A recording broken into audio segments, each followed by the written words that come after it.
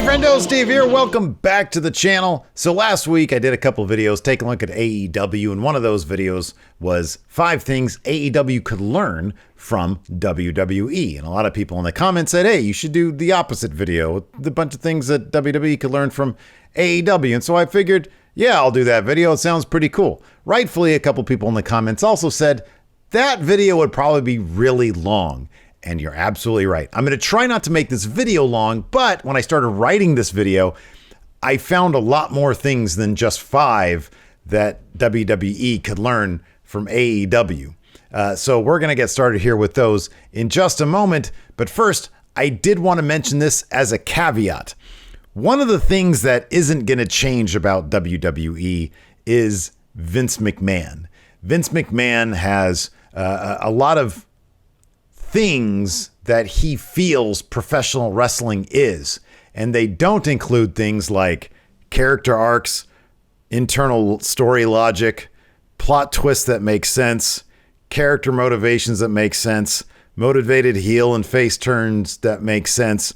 Those are all just things that come with the WWE territory. It's been this way for a very long time, and it's going to continue that way for a very long time. I know a lot of people are trying to prepare themselves for the day when Vince McMahon is no longer in charge of WWE. I don't think that's ever going to happen. And when I say ever, I mean ever. His mom is 101 years old. She's still alive. Vince McMahon is what, 76, 77, something like that? He still has at least 2 decades of running WWE in him. He's not going anywhere anytime soon. So changing wholesale how they tell stories and what they do with characters, that ain't gonna happen. So that's a pretty big caveat right there. So I'm not gonna get into the minutia of how they actually tell their stories in WWE. That's just how they've always done it. There's also another caveat here that won't be changed, and that's Raw being 3 hours. We all know that a 2-hour show is better than a 3-hour show. In fact, I think AEW stumbled upon a really cool way of doing it. You do a 2-hour show on one day and you do a 1-hour show to supplement that 2-hour show on a different day. That's Dynamite and Rampage, obviously. So there you go. This is other stuff that WWE could learn from AEW. And I'm going to preface this. If you're new here at Wrestle Juice, I enjoy WWE for the most part. There are some things that they could work on that I mentioned earlier, character motivations, internal plot logic, etc., etc., etc. But we're going to talk about other things that AEW does, and I'm like looking at that, and I'm like, WWE, you should probably do that too. Anyways, enough rambling. Before we get started, do me a favor, hit that subscribe button and the thumbs up button as well. It helps grow Wrestle Juice. Let's hop right into this. Number 1. Factions work. They totally work. WWE has a roster of like 300 million people signed up in their company, and they don't utilize factions. We've even seen factions that do work within WWE sometimes, and they just get rid of them, like Hurt Business. That was awesome. You had Bobby Lashley, you had MVP, and you had a tag team. You had a heavyweight guy, a guy going after the U.S. title, and a tag team. And then what happened? They just sort of get rid of the tag team for no reason. They keep the guy who's going after the U.S. title, but they make him a manager with a busted knee, and it's not as cool as it was before. They got Hit Row over there in NXT, and they're awesome. You have way too many people on your roster. Make factions. How about this? You bring up Trent Seven and Tyler Bate. You bring back British Strong Style, because I think that'd be awesome. And then you add a couple people to that. Maybe the Ridge Holland guy they got over there. Maybe Danny Burch. You got a ton of people. Why aren't you doing factions? Some people say AEW has too many factions. I really don't think that's the case. I think they make excellent use of factions because everybody gets screen time. And on top of that, it'll beef up your tag division because every faction needs a tag team.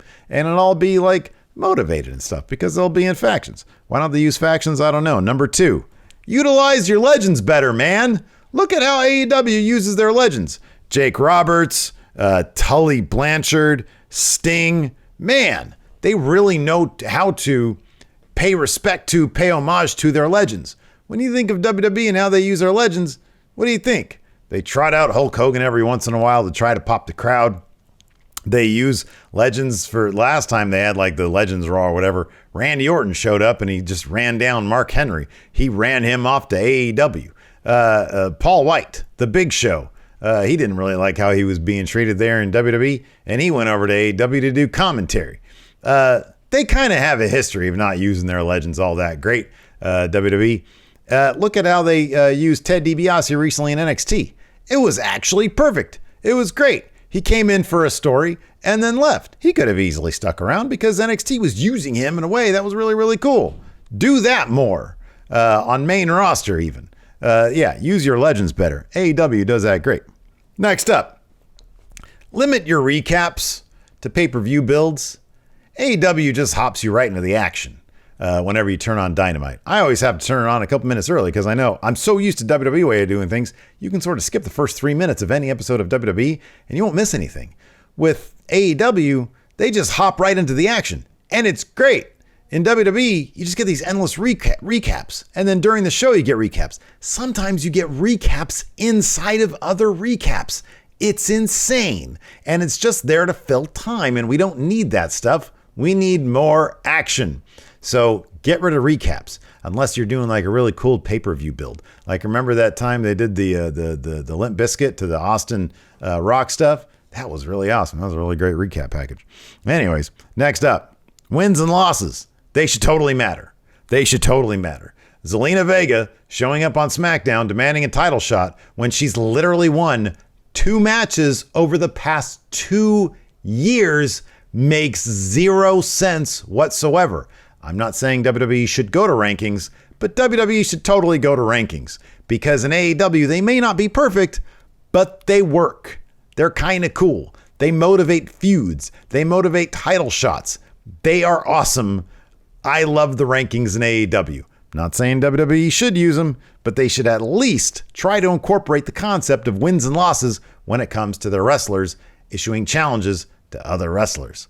Next, licensed music works really great. Now, WWE already has a lot of really great theme songs, but if you remember, the last person really utilized licensed music was CM Punk with Cult of Personality. Now he's doing that over in AEW. And guess what? It's awesome. And it doesn't always work great. I personally don't think that Pixie song that really goes all that great with Best Friends. Plus, they already had a pretty decent the theme music.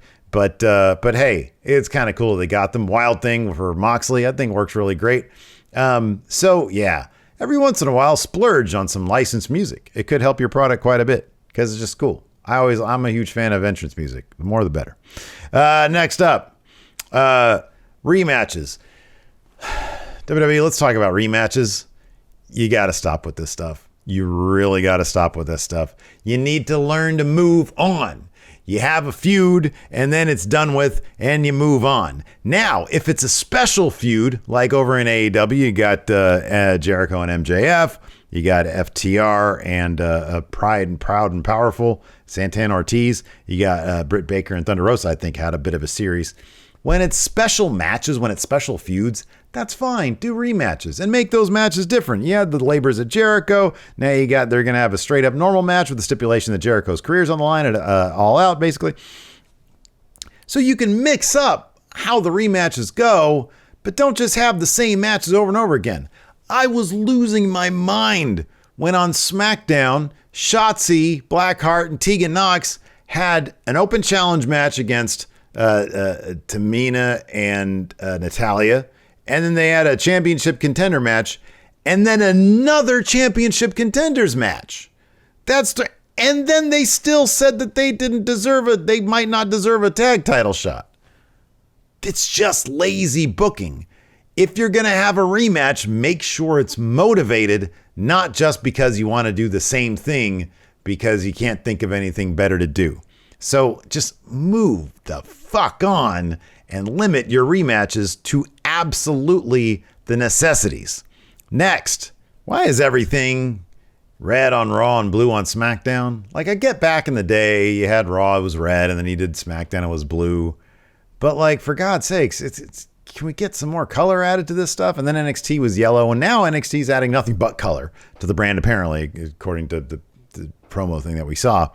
AEW doesn't have a color scheme. I mean, their logo is what? Black, white, and like sort of gold, I guess. But like, they don't limit the show to just that. Their show is vibrant. It has all sorts of different colors going on. Do we really need a red brand and a blue brand? Can we just move past that and have like just Raw and SmackDown as brands? Well, we're going to get to brands in a second here. Next, stop over scripting your wrestlers. This is a complaint that's been a long time coming. People talk about this all the time. I would rather hear a bad botched promo that's been made up by a wrestler because that person is learning than watching a wrestler awkwardly trying to memorize lines that had been handed to them an hour or 2 hours or 15 minutes prior to them going on camera. You can always tell when a wrestler is reading lines. Some wrestlers do it better than others, but for the most part, usually you can tell when they're simply reading bad dialogue. Let the wrestlers just give them sort of what you want them to say, bullet points maybe, and then let them figure it out themselves, or have them collaborate with other producers or writers or something, but don't script it to within an inch of its life. Not all the promos in AEW work. They're not all great, but for the most part, they all seem genuine, and all those wrestlers that aren't great are learning, and maybe one day they will be great. Just let them be them. And then I've got two more here, one of which I sort of referenced a moment ago, but I'm going to go there now. I'm going to say it, and you guys probably won't agree. Kill the brand split. Don't you remember how great it was in the days of Hulk Hogan, Bruno Sammartino, all those people enough to remember Bruno, Stone Cold Steve Austin, Bret Hart, Shawn Michaels. It meant something when there was one guy at the top of your company. And I know WWE has a ton of people, but that's why next week in a video here on Wrestle Juice, I'm going to put together the ultimate single brand for the WWE using, what was the first thing on my list? Factions. That's right. I feel like WWE needs to go back to the single brand concept. I think it always worked best. There was one guy at the top of your company. Just like, let's face it, there's one guy at the company on the top of the company now, and his name is Roman Reigns. It is clear as day the Universal Championship and Roman Reigns are the top things in WWE. It's the top character and the top title in WWE. So why do you have a WWE Championship with Bobby Lashley when clearly he's a secondary guy? End the brand split. I know there's a way you can effectively do it if you just really think about it.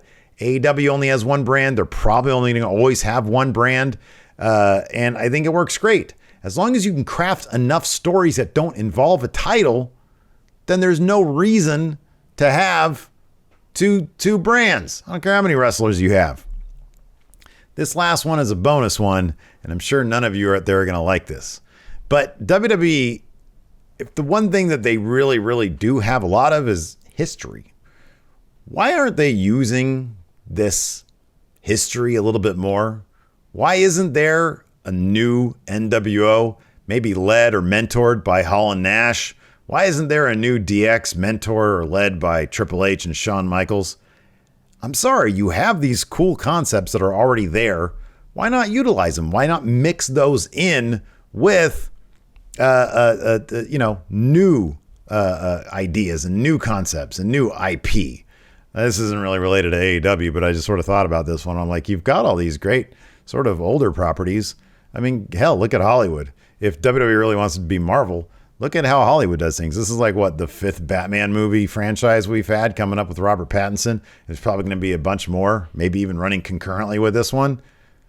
What's old is new, and sometimes that works really, really well. Hell, this Robert Pattinson Batman movie looks like it's going to be awesome. What are you talking about, Steve? You're talking about Batman here on Wrestle Juice? Come on now. Anyways, that's going to do it for the show. Let me know in the comments what you guys think about all this stuff. What things do you think WWE should learn from AEW? And next time, we'll talk to you later. Check out one of these other videos here. Oh, that was a lot of talk. Too many ideas.